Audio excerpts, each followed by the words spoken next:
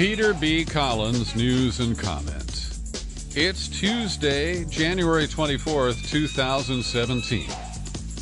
Donald Trump, the wrecker-in-chief, announces today that he's an environmentalist shortly after he reversed Obama's decisions on the Keystone XL and Dakota access pipelines. Oh, and the media is calling him a liar again, too. I guess we got to get used to this. It's going to be dizzying for the foreseeable future and perhaps an entire 4-year term, where Trump is just going to be moving so quickly to dismantle what he can, what was created before him by Obama and others, and to move in ways that advance his self-interest and his political goals. So, the stroke of a pen was all it took to revive the Keystone XL pipeline. And we know that Obama dithered over that.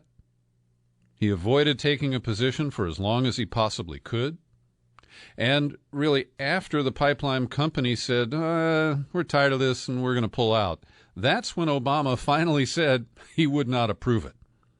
It was a real weaselly thing to do. And I have said before that Bill McKibben and the climate change activists, I think, overplayed their hand and made the Keystone XL much bigger of an object than it really was. And this put Obama in a difficult position because so many of his former advisors were working with the Canadian firm that was trying to build the Keystone XL. And so it didn't take much for Donald Trump to reverse that, and he did so today. Now, in a more critical issue, he also signed a document that he says will restore the permits to construct the Dakota access pipeline. Now, details are not available on whether he is agreeing to a change in the route of that pipeline that the Corps of Engineers yielded to after the water protectors continued their protests into December. So it's still pretty fuzzy here. But any action by Trump in favor of the Dakota access pipeline is a conflict of interest because we know that he has $500,000 invested with Energy Transfer Partners. And this is the first of what we will see as many stinky arrangements where Trump is poised to profit from an action that he has taken. And so Bill McKibben says it's not a done deal. We're going to keep fighting. The last time around, TransCanada, this is about the Keystone, was so confident they mowed the strip where they planned to build the pipeline before people power stopped them. People will mobilize again. And anticipating criticism from advocates of climate change, of tackling climate change, Trump told a group of automakers that he assembled in the Oval Office this morning, "I am to a large extent an environmentalist. I believe in it, but it's out of control.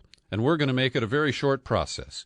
And we're going to either give you your permits or we're not going to give you your permits. But you're going to know very quickly. And generally speaking, we're going to be giving you your permits." So his environmentalism is thinner than the hair on the top of his head. But that doesn't stop him from telling a big whopper of a lie like that. And he also has been called out in a repeated lie about who voted in the election and why the popular vote was 3 million greater for Clinton than for the Donald. And we know that these issues have been raised and dismissed previously. But in the state dining room last night, with the top leaders of both parties from Capitol Hill in attendance, Trump went on to replay his version of the election and all of the insults he has endured because he's such a big winner, but everybody portrays him as barely having won, which is true. He barely won. But in his big old ego head, he believes that he won a smashing victory, and he blames it on millions of unauthorized immigrants who robbed him of a popular vote majority. Now, this is pure bullshit. It's petty, it's narcissistic, it's petulant on his part to keep bringing this up. He's got the job. Why does he have to argue over these details? It is a grand statement of his huge insecurities. Now, to their credit, both the Washington Post and the New York Times are taking strong positions in calling him out. The Times, in its headline, uses the word LIE. Trump repeats lie about popular vote in meeting with lawmakers. And the Washington Post sent it to their fact-checkers, and they were a little more polite. Recidivism Watch, Spicer uses repeatedly debunked citations for Trump's voter fraud claims. Now, this is a comment on remarks that the press secretary made in his briefing on Tuesday. And the Post corrects him. He claimed Trump believes there was widespread voter fraud based on studies that were presented to him. Then Spicer cited a Pew study that does not support this claim. Then he conflated the Pew study with another study that, again, does not support this claim. The Post cites the primary author of the Pew report, tweeting in response to Trump's claim that he can confirm that the report made no findings regarding voter fraud. And Spicer claimed that it was from a Pew study, but it was actually an Old Dominion University study that looked at 2008 and 2010. And I can't confirm this, I don't believe it, but they found that 14% of non-citizens in the 2008 and 2010 samples said they were registered to vote. Now, being registered to vote is not the same as voting. And I frankly don't know how non-citizens were able to register to vote in any significant numbers, like up to 14%. But we still have to say that that's not evidence. Registration is not evidence of voting. And so this falls apart pretty quickly. But here's an interesting source that contradicts Trump's rant. And it comes from a court filing that was made on behalf of one Donald Trump by his lawyers, challenging the Green Party recount. I believe it was in Michigan. Lawyers for Trump and his campaign wrote, all evidence available suggests that the 2016 general election was not tainted by fraud or mistake. I don't believe that. But that's Trump's lawyer's representation. And he can't quite get that story straight. Now, despite touting himself as an environmentalist and claiming that he has won awards, none of which can be located, Trump's wake was enough to send shivers and quivers of fear all the way to Atlanta, to the headquarters of the Centers for Disease Control and Prevention, the CDC. And the CDC has quietly announced that they are canceling a conference that has been long scheduled for February regarding the health impacts of climate change. And they say that they were not told by anybody at the White House or the incoming administration. They did it on their own, just because they're intimidated by this bastard. We're going to see more of this, and it sure is ugly. And these are the outlines of a dictatorship. When people take preemptive moves to avoid angering or even being drawn to the attention of the dictator. Trump has announced, or he's quietly told James Comey that he can keep his job as FBI director. Not easy to fire the FBI director. He's supposed to be independent, have a 10-year term that straddles the presidential cycle. And as you know, I'm a sharp critic of Jim Comey. I was a sharp critic before all the Hillary email stuff surfaced and his back and forth from July to October again. And I do believe he misbehaved. He operated in an unethical fashion and did hurt the election chances for Hillary Clinton with his maneuvers. Now, that said, she caused all this by having a private server, by trying to cover it up, by claiming there's nothing there that you can find. Then when we found all the stuff that was pretty serious, it caused a lot of problems for her.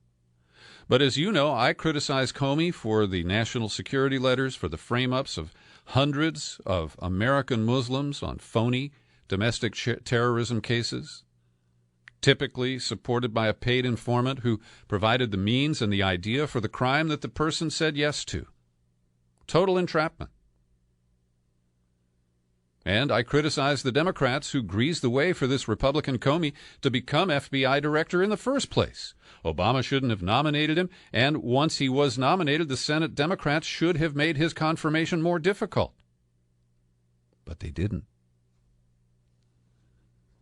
And now we are stuck with him. Now, I do appreciate one aspect of Trump's initiatives. And while a lot of it is grandstanding and bullshit and back-scratching to his crony capital buddies, Trump does have a message that he wants to rebuild manufacturing employment here in the United States. And these meetings that he's had with union leaders, corporate leaders, automakers, at least provide photo opportunities that support that notion. Now, one of the things that Trump has been touting for months is that his billionaire buddy from Japan, Masayoshi Son, the head of telecom and tech investment at SoftBank, who went public, he showed up at Trump Tower, did the perp walk, came out with the Donald, talked to the cameras, and said, yes, we are going to invest $7 billion in the United States and create 30,000 to 50,000 good jobs for Americans. And where would those jobs be? They would be at a Foxconn computer assembly plant, like the sweatshops in China where they make my new iPhone 6. I have mixed feelings. I like the phone. I don't like where it came from. And now, putting the con in Foxconn, the pledge to create these 30 to 50,000 jobs in the United States has been downgraded to a wish. That's right. There is such a plan, but it is not a promise, it's a wish, said Foxconn's chief executive Terry Gao. And I heard Sean Hannity yesterday, who is the echo chamber monkey for Donald Trump. And Hannity was citing this pledge and the Foxconn bringing jobs to America, and he didn't pause for even a second to talk about the conditions that Foxconn subjects its workers to in Guangdong, in China. And there are complications because Foxconn, I believe, is Taiwan-based. And the president is trying to rewrite the One China policy in a way that could enrage Beijing. And this is just another factor in that. Trump has also announced, as I mentioned yesterday, on his first full working day, a federal hiring freeze.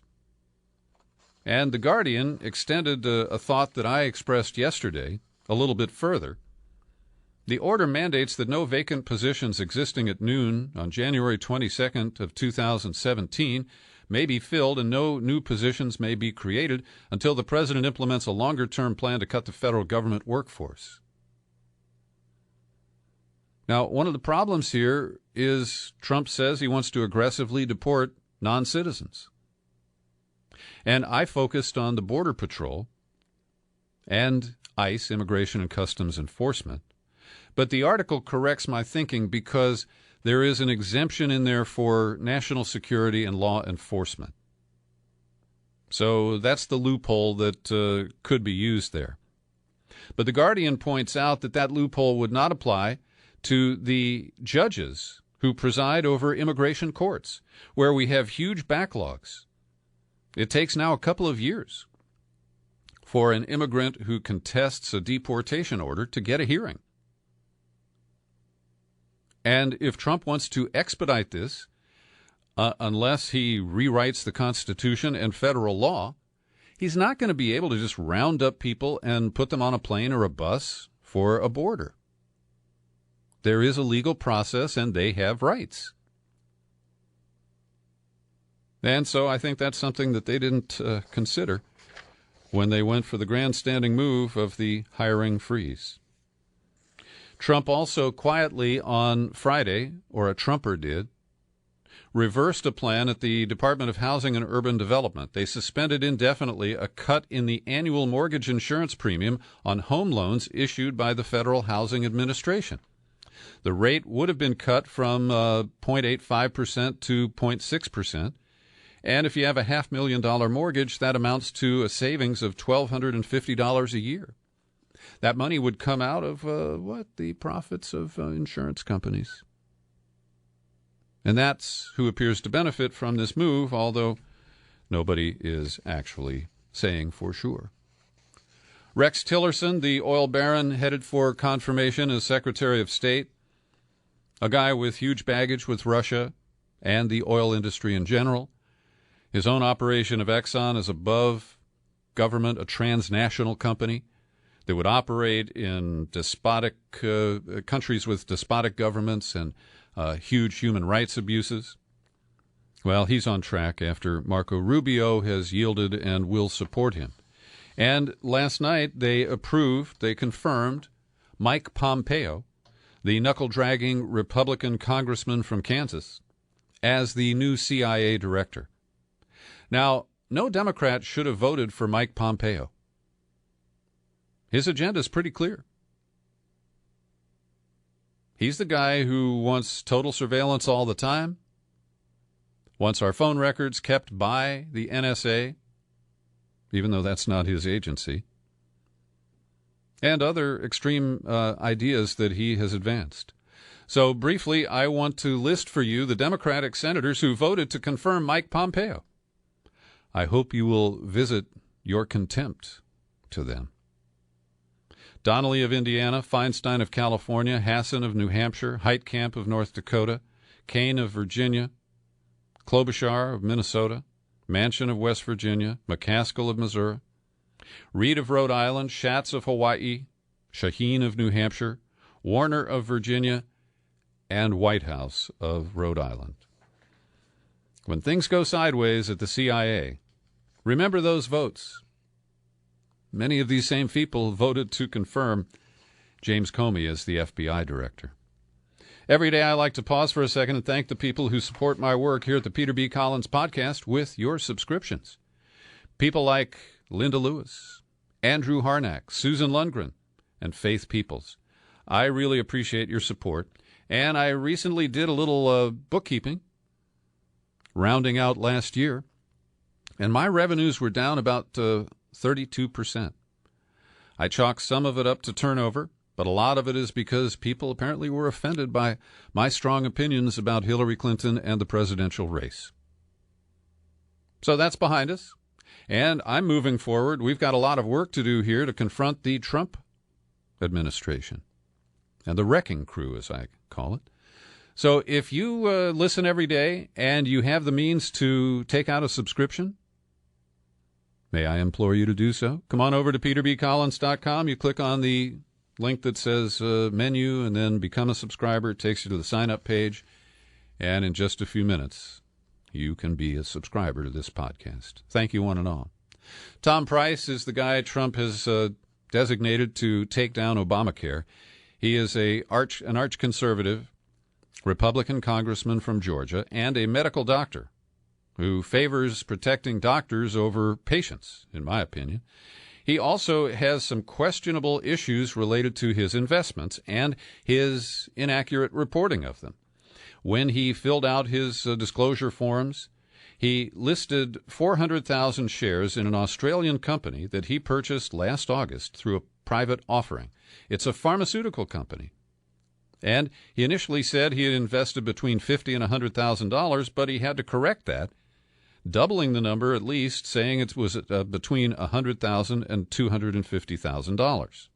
In addition, committee staff said that Price took improper deductions on his tax returns last year, including those related to operating a medical office, even though he and his wife, who are both physicians, don't currently make a living that way. Also, Ron Wyden of Oregon slammed Tom Price for actively trading healthcare stocks at the same time he was promoting legislation that could affect those companies. But, of course, Donald Trump thinks that's a qualification to be a member of his administration.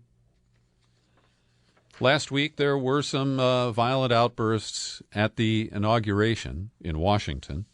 And as police cracked down on the offenders, they also picked up two journalists, One, a video guy named Evan Engel, working for an outlet called Vocative, and Alex Rubinstein of RT America, the network that has been slimed in the recent CIA report. And by the way, on the weekend nightly news on NBC on Sunday, they ran a 3 or 4 minute piece about RT, and it wasn't hard-hitting and demonizing them.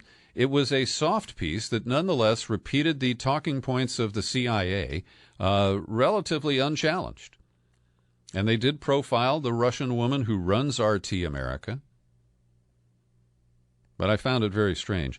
Anyway, these two men were arrested Friday morning outside a school at 12th and L in downtown Washington when more than 200 people were arrested citywide. Engel's bosses issued a furious response, saying that their employee, who told them that he was swept up by officers despite repeatedly informing him that he was a journalist, and his camera was seized by police. Vocative said the arrest, detention, and rioting charge against journalist Evan Engel, who is covering the protests, are an affront to the First Amendment and journalistic freedom. We will vigorously contest this unfounded, outrageous charge. RT said that Rubinstein was arrested even though he showed police his media credentials. And if they're convicted, they face up to 10 years. We will see if this is an indication of how the new Trump team will treat issues of this sort. Today I'm releasing a new in-depth interview to my subscribers at peterbcollins.com and most of the outlets where you can hear this podcast. Just to be clear, the in-depth interview podcasts are not distributed on YouTube because I can't control the subscription access there. But everywhere else you can find this new interview, and you're going to meet Vicki Mata. She blew the whistle in Oregon when she discovered a scam that appeared to show that the state of Oregon was fleecing the federal government for tens of millions of dollars by grossly overestimating the number of kids who were covered under an insurance program paid for by the federal government with bonuses to states that signed up lots of new people. And Vicki Mata became inconvenient because she says the tens of millions of dollars were diverted not into the health care program, but into the general fund in Oregon to cover a deficit. And political leaders decided that they needed the money more than they needed Vicki Mata, so they retaliated against her. They made false claims. She sued them, lost that trial, and now she is appealing. And she needs help to appeal the case because of the costs involved for transcripts and other necessities. Here's an excerpt from my conversation with Vicki Mata, where she describes, in some respects, this scandal in the state of Oregon. So not only were my contacts internally, but externally, I had met with one of the members of the Healthy Kids advisory committee, and she had worked with a private industry, and so to speak, and she was working with a majority of the pediatricians that were in the state, and she was reporting that they had not seen any increase in enrollment whatsoever. So how was it that they were saying 30,000 kids, and where were they going? And Vicki, were there performance bonuses on the line so that these inflated numbers produced bonuses that weren't deserved by, for example, your supervisor, Patty Wentz, or the boss of the program, Kathy Kaufman? That's right. The state of Oregon receives bonuses based on, there were a number of criteria, but one of the keys was the number of enrollees. And during my time there, it was close to about $100 million that they had received. And the last year that I was there, they had received $22.5 million. Mm-hmm. And then those dollars did not go to the Healthy Kids program. It went to the state. And my understanding is it was used to offset the deficit in the overall state budget that the state was facing at that time. I invite you to listen to the full interview with Vicki Mata, and we're joined by Don Soken, Soeken. He's a whistleblower himself. He runs the website Whistleblowing Today. He published a book profiling a number of whistleblowers, including Linda Lewis, who's a regular listener and a subscriber to this podcast, and Russ Tice, the courageous man who's blown the whistle several times on the nefarious actions of the NSA. And Don Sokin, who counsels, psychologically, he's a social worker, he counsels whistleblowers, has some very good advice if you are a would-be whistleblower. And I encourage you to pay attention to his advice. These are risky days to blow that whistle. The Netanyahu government, emboldened by probably signals, direct or indirect, from Donald Trump, announced today the construction of another 2,500 housing units in the West Bank. Yes, these would be illegal housing units. And this is just a couple of weeks after the UN denounced this and the Obama administration refused to veto that resolution. But Israel says, hey, we've got Trump and the United States behind us. We've bought the Congress, both parties. We can do what we want. And screw the two-state solution, screw the Palestinians, screw them. One bit of reality settling in is that the Trumpers are now slow-walking their pledge to move the U.S. Embassy from Tel Aviv to Jerusalem. In his press briefing yesterday, Sean Spicer said, oh, gosh, we just barely started discussing this, and this is interpreted by Israelis, who also said the matter was barely discussed in the half-hour phone call that Trump had with Netanyahu this past Sunday. One Israeli official said, sounds more like walking it backwards, and I hope that that is accurate. Now to the Democrats. The senators have put forward a plan basically calling Donald Trump's bluff. Now, the package doesn't have a lot of details, but they're proposing to spend $1 trillion to restore the crumbling infrastructure in the United States. I think that's a good investment. Much better investment than sending B-2 bombers to Libya. So they put forward a blueprint for this, and politically it's designed to drive a wedge between Trump and congressional Republicans. Mitch McConnell in particular. He prefers tax cuts for the rich, who can drive their their Land Rovers over the potholes that the rest of us have to drive around. And so Mitch McConnell and the Republican leadership on Capitol Hill may be the biggest obstacle that Trump faces. He may end up aligning with Democrats to get this passed. And I think that could be very interesting. We shall see. And, of course, there are going to be battles over how it's paid for and the components of it. Because the Trump boys like to outsource it to corporate cronies. But that's difficult to do, particularly in the small states where the projects aren't big enough for a corporate construction firm to make money on. So we'll see how that plays out. Also, I've been watching the machinations at the Democratic National Committee, where they are trying to elect a new chair. There are 7 candidates. My favorite is Keith Ellison, the congressman from Minnesota, the only Muslim in the House, a real progressive who supported Bernie Sanders.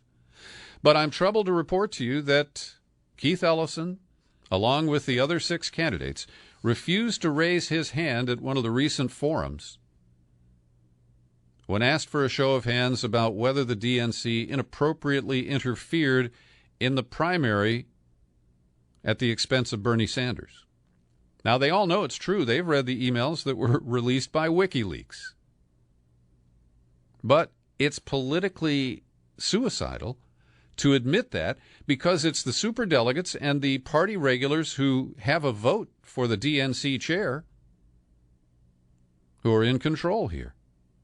And so even Keith Ellison, let me tell you a quick story. A couple of years ago at Netroots Nation, right after Ed Snowden had gone public, I asked Keith Ellison and Senator Merkley and 2 other House members who were in attendance, did General Clapper lie under oath in his Senate hearing? And the other 3 really, dodged the question, and they would not flatly say that Clapper had lied. Keith Ellison took my question, and he spelled it out. He said, yes, General Clapper, L-I-E-D.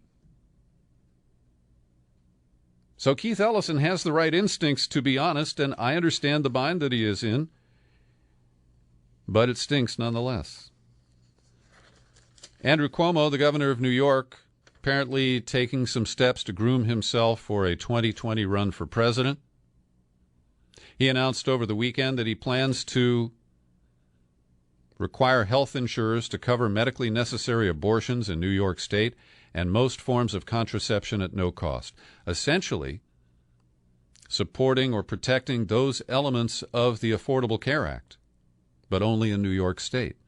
It's an important statement. He did it on the day that millions of women marched across the country and around the world. And politically, very smart move. Also, over the weekend on Facebook, a number of people who are hungry for the return of the Camelot dynasty took a very thinly sourced item about the intentions of Caroline Kennedy, who until last week was the U.S. ambassador to Japan. She is, of course, the daughter of JFK and Jackie, and she's never been elected to anything. And we can, clearly say that her appointment as ambassador was a favor based on her family history. And maybe she bundled contributions for Obama, too. I don't know that. But I see people saying, gosh, she could run for the House or the Senate or for president in 2020. Most people were focusing on a Senate race. And then I pointed out on Facebook to my friends that, well, gosh, if Caroline Kennedy runs for Senate, she'd likely run in New York, where she's lived for years, or in Massachusetts, where the Kennedy clan is based. But both those states have 2 Democratic senators apiece. You're not going to knock out Chuck Schumer, although I wouldn't mind if you did. And Kirsten Gillibrand in New York has proven to be a staunch progressive on some critical issues. Likewise, in Massachusetts, Markey and Warren. Would Caroline Kennedy take on one of those senators? I think it's a half-baked trial balloon, and that's a mixed metaphor, so go turn me in, will you? Our new source, Benny, who is on the operations side of the Stingray surveillance system here in the United States, Benny followed up with an email last night linking to an article at CNN back in 2014, right after the Ed Snowden, one of the Ed Snowden disclosures. And it details that, yes, in fact, the Stingray system can turn on a cell phone that the user has turned off. And you can read the details. I've linked to the article in the show file for this podcast. But one of the issues is, well, they say you can take the battery out of your phone. That is the way to make sure that nobody else could turn it on without your knowledge. But now most batteries are not easily removed from these smartphones. They also say that you can shift to recovery mode. You put your phone on what's known as device firmware upgrade mode. This bypasses the phone's operating system. And the other way you could do it is use a signal blocking phone case. But I worry that that might block the signals that you want to receive. So take a look at that if you want more information on the government's ability to control your so-called smartphone. There is a little bit of progress seen in Kazakhstan, where we've had 2 days of talks over the Syrian civil war. And there's an agreement, we're told, between Iran, Russia, and Turkey to enforce a fragile, partial ceasefire. But the Syrian government is still at odds with the so-called rebels, and the rebels want Assad gone. And frankly, I don't think that the timing and the chemistry are right for any kind of a meaningful deal.